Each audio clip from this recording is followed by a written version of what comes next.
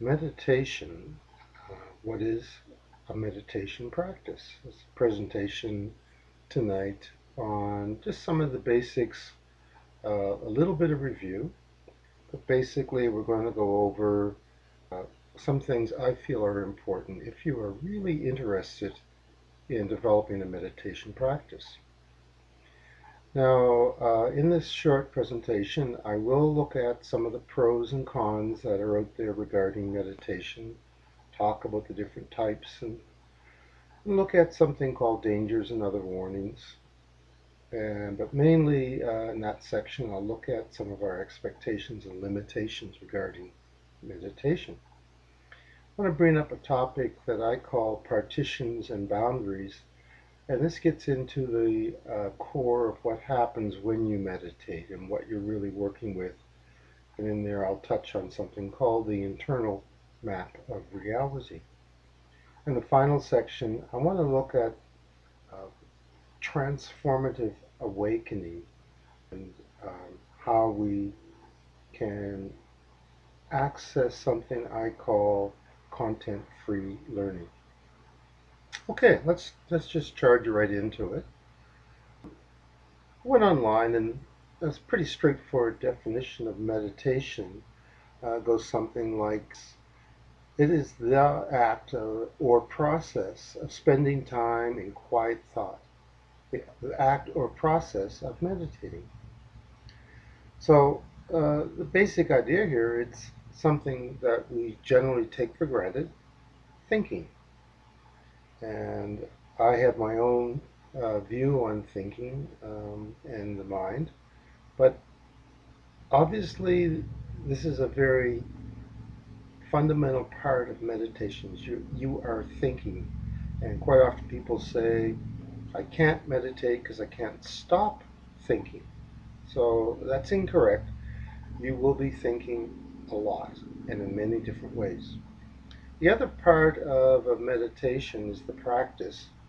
And here's another definition I found on the internet for practice: doing something again and again in order to become better at it. So, meditation is something that if you're really interested in it, you will repeat it.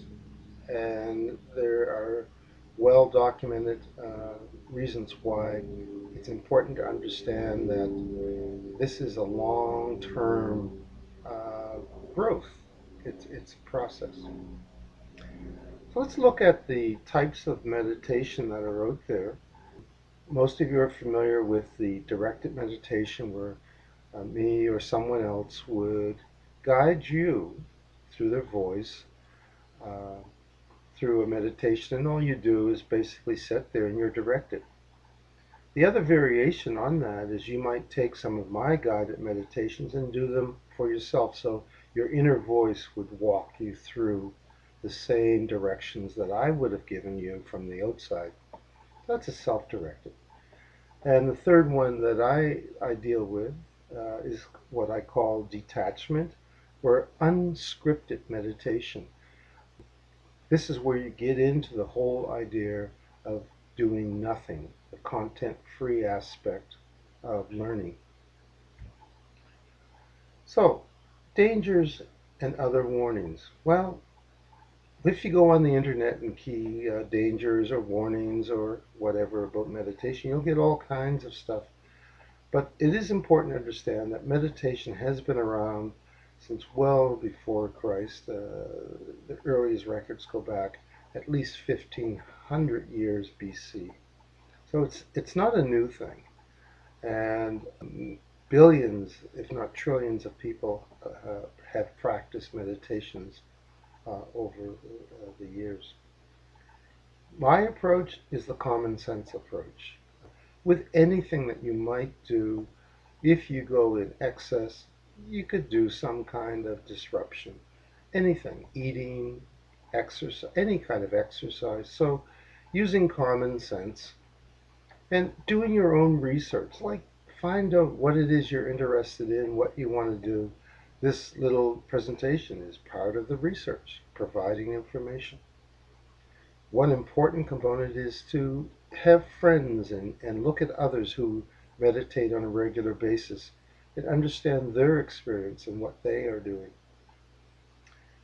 Understand that there are still social taboos, particularly in Western society, that put up barriers for easy access to meditation. And I'll address that a little bit later. But putting the taboos aside, just basic common sense, doing your own research, and developing some kind of fellowship with people who meditate, join an association, or whatever.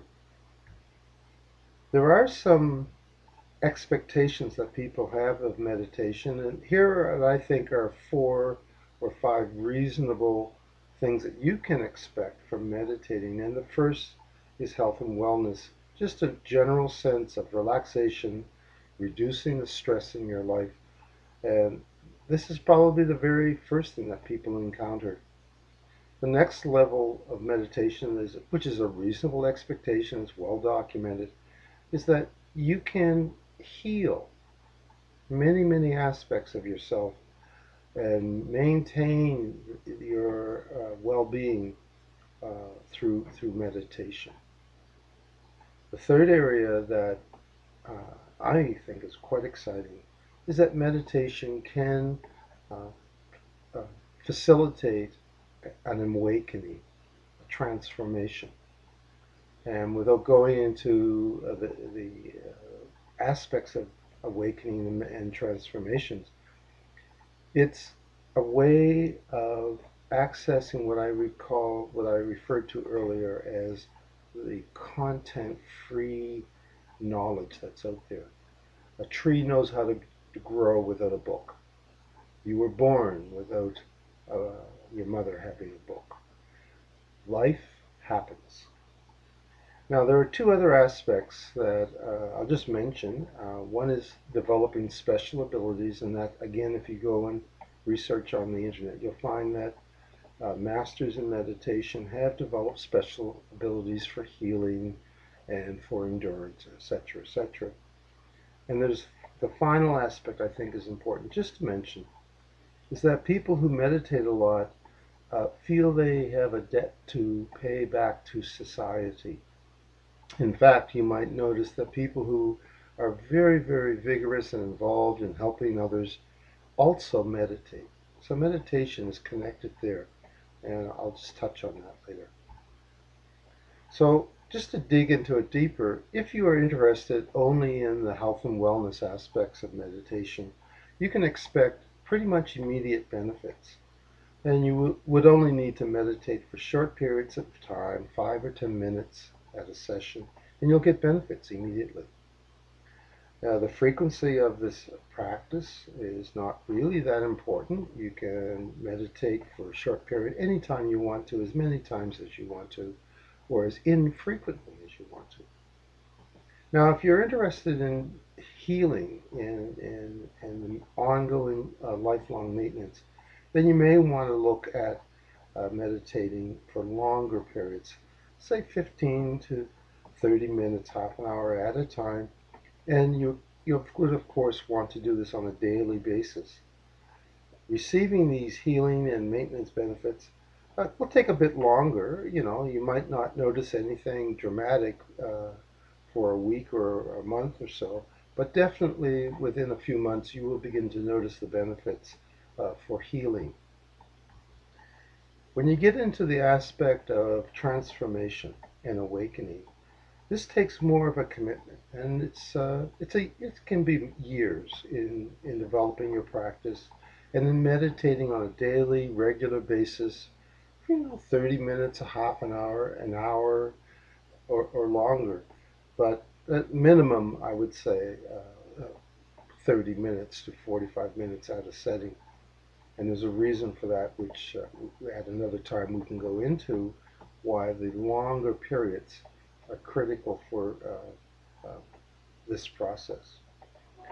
Won't go into special abilities and social debt at this point, but just to say that these 2 are lifelong commitments. People who have meditated for long periods of time begin to develop a desire to return and give benefits to others. Okay, partitions and boundaries. The brain or the self has the ability to partition areas off. And a good example of that is when you learn something. Once it is mastered, your brain will partition it off so you are no longer aware of the steps required to do that task, such as driving a car. If you've learned to play a musical instrument like a piano, and ask someone who's been practicing piano for a long time, how do they actually play a scale? They might look at you with a strange look and say, geez, I don't know, I just do it. That knowledge has been partitioned. And it gets partitioned in something I call your internal map, which is all the things you have learned about yourself, and it contains your values about the world and yourself, your beliefs about the world and yourself in it. And this generates all of your behaviors. Just understand that there is this conceptual self, and again, some people refer to it as the ego or the self, but it is not you, it's your learned self. And when you meditate, you will be working with your internal map and encountering the partitions and boundaries that may have been put up inside you over time. Now, just staying with partitions and boundaries for a moment, healthy partitions and boundaries are like the example that I referred to earlier, like when you learn to do something such as driving a car. The detailed knowledge of that is partitioned off because you don't need it. It becomes a distraction if you had to think of every step involved in playing a chord or driving a bicycle or a car. However, there are partitions and boundaries that I would call fall more into the mind control that have unresourceful outcomes. And these are in three specific areas. There are partitions and boundaries which are intended to limit your behavior, and they may contain regulations and laws and social norms that immediately click on, and you have learned these, and they become a bounded area or partition inside you that you may need to work with as you meditate. The second area are fears that create avoidance. You develop a sense of danger. Now, if you have been programmed with a fear, you either programmed yourself or someone or something programmed you, you will have that fear, and it might even become irrational as you get older, and you may not even remember why you are afraid of ants or flying a plane or certain people or doing certain things. But these fears are partitioned. The details of that fear are hidden away from you unconsciously, but they still act and affect you on a moment to moment basis. The third way that we become, and I'll use the term again, mind controlled, in the sense that you are doing things that you don't necessarily want to do, but you're doing them because of these partitioned commands. The third area is distractions, and there are many different types of distractions, but they basically end up doing the same thing, is that they restrict your knowledge, they restrict your information, they provide irrelevant information or incorrect information. And a good example of that is the television. It's a great distraction, but most of the information on TV is restricted. You don't get all the information. Most of it's irrelevant, and a lot of it is just incorrect. So if you and you, I believe we all are to some extent mind controlled and have unresourceful behaviors, you will have to deal with these limiting behaviors, the fear based partitions, and the internally based distractions. Okay, so just understand that those three things you will encounter when you meditate. So the idea is personal freedom. And through meditation, to counter the mind control that is restricting us, we will do three things, three key things. One is learn about our two states. You can be open, you can be closed. This is true in nature, in true of all things.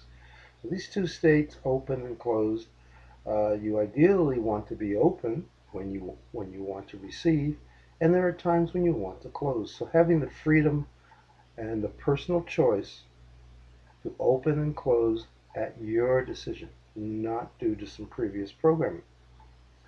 I'll mention this quickly. I work with three identified bodies, and I call them bodies because they're systems.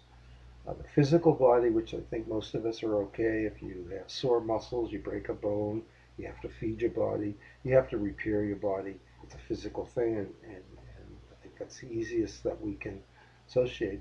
Getting a healthy physical body is important. But there are two other bodies that I work with. One is the energy body. And if you've never had traditional Chinese medicine, they will work with your energy, your qi. Um, Another example of energy in our system is when you go to the hospital, and one of the first things they will do is they will hook you up to an electrocardiogram or some other device to monitor your electrical activity in your body, in your brain. And of course, if you should have the bad chance to have a heart seizure, how do they revive you? Is with thousands and thousands of volts of electricity. We are electrical in nature, and this electrical system is quite complicated, but I like to call it a separate body, functions separately, but dependent on the physical. The third area is our spiritual body. And the spiritual body, unlike the physical and energy, cannot be photographed, cannot be touched. It is what you might call the invisible realm, but it's there. I think all of us who have prayed or meditated have experienced a spiritual event in your life. So these three bodies want to be integrated. They want to know each other. Your physical body needs the energy body, and those two bodies need the spiritual guidance and flow of knowledge that people who are meditating naturally come in touch with what I call their source. And the third area that's involved in personal freedom is allowing yourself to be compassionate. In this process of becoming compassionate, you will then have access to what people sometimes refer to as the matrix, this human sea of communication and come in contact with humankind, and this requires compassion. So meditation disables and makes ineffective all sources of mind control. You will become a freer, more independent being. In terms of transformative awakening, three aspects of that: conscious awareness, and this is how your healing will take place. Wherever your consciousness goes, it rectifies. You will not do anything to harm yourself or anyone if you are conscious. You won't consciously harm anything or anyone or yourself. So becoming more conscious is immediately healing. The second area is dissolving these partitions that have been create limitations, fears, and distractions. You will be you will be facing these, and you will learn how to dissolve them because they are not based on truth. All of the mind controlled or programming that is unresourceful, it's just a thought, it's just a concept, it's not reality.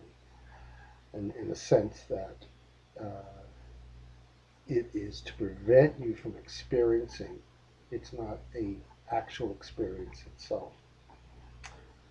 And finally, there's something many people call the source. So when you integrate your physical, your energy system, and your spirit world, there's a sense of balancing how you feel inside with your outer world. So people will see you from the outside, and they will also see how you are feeling. There won't be any difference. You will be consistent.